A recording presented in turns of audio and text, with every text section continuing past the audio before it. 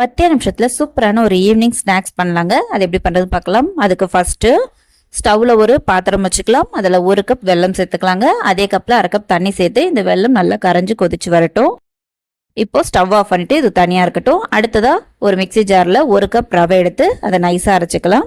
அதே கப்ல 1/2 கப் கோதுமை மாவு, ஒரு சிட்டிகை உப்பு, 1/4 டீஸ்பூன் பேக்கிங் சோடா, 1/2 டீஸ்பூன் ஏலக்காய் பவுடர் எல்லாம் சேர்த்து மிக்ஸ் பண்ணிக்கலாம்.